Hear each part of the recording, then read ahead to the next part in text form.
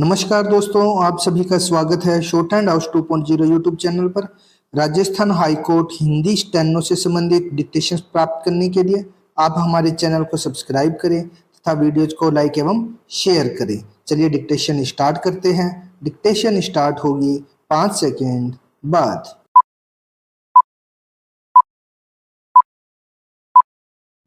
Start.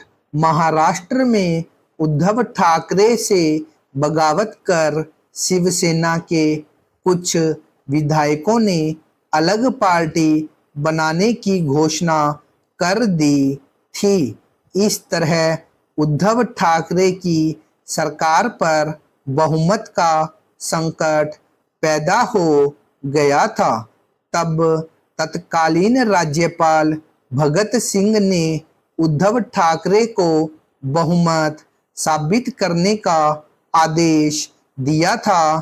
तब खासा राजनीतिक नाटक हुआ था और ठाकरे ने आखिरकार बहुमत पेश करने के बजाय अपने पद से इस्तीफा दे दिया था। इसे लेकर राज्यपाल की भूमिका पर सवाल उठने शुरू हो गए थे। शुरू में ही जब शिवसेना ने भाजपा के बजाय राष्ट्रवादी कांग्रेस पार्टी और कांग्रेस के साथ मिलकर महाविकास अघाड़ी सरकार बनाने का फैसला किया था, तब भी राजनीतिक उठापटक के बीच राज्यपाल ने अफरा तफरी में भाजपा के मुख्यमंत्री को शपथ दिला दी थी। इससे उन पर आरोप लगने लगा था कि वे वही कर रहे हैं जो केंद्र चाहता है। अदालत ने भी उनके व्यवहार को अनुचित ठहराया है। इसी तरह दिल्ली में उपराज्यपाल ने एक तरह से चुनी हुई सरकार के सारे अधिकार अपने हाथों में ले लिए थे और प्रशासनिक कामकाज में लगातार अड़ंगा डाल रहे थे। इस पर अधिकारों की व्याख्या के लिए सर्वोच्च न्यायालय में गुहार लगाई गई थी और अब संविधान पीठ ने चुनी हुई सरकार के पक्ष में फैसला दिया है। दिल्ली में उपराज्यपाल और चुनी हुई सरकार के बीच तनातनी शुरू से ही चली आ रही थी।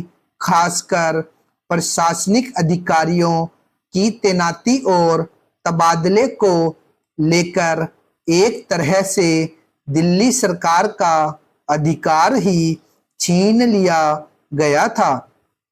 तब भी करीब 5 साल पहले सर्वोच्च न्यायालय में अधिकारों की यह लड़ाई पहुंची थी और उसने फैसला दिया था कि अफसरों की तैनाती और तबादले का अधिकार चुनी हुई सरकार को है।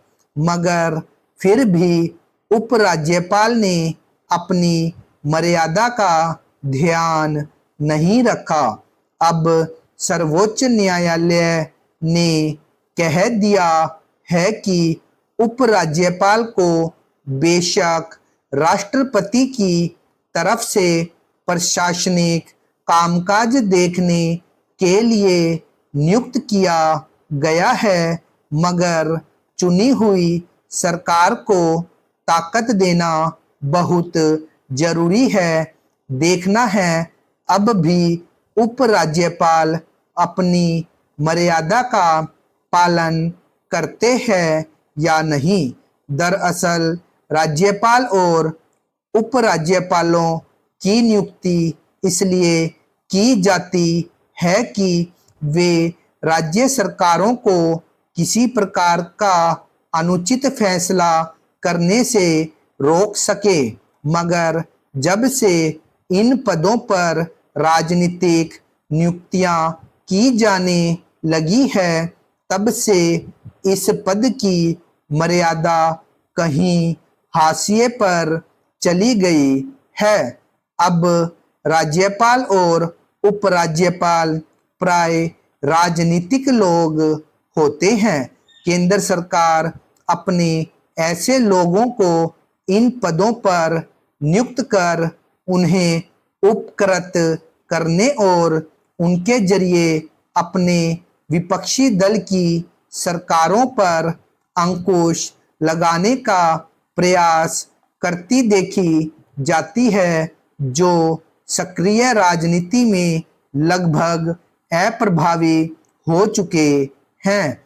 ऐसे लोग चूंकि लंबे समय तक राजनीति कर चुके होते हैं और अपनी पार्टी के वफादार होते हैं, इसलिए वे सियासी दांवपेच से बाज नहीं आते। यही वजह है कि चाहे पश्चिम बंगाल हो, केरल, राजस्थान या दिल्ली, राज्य सरकार और राज्यपाल के बीच मधुर संबंध नहीं देखे गए। सर्वोच्च न्यायालय के ताजा फैसले से वे अपनी मर्यादा का कितना ध्यान रखेंगे, देखने की बात है। स्टॉप।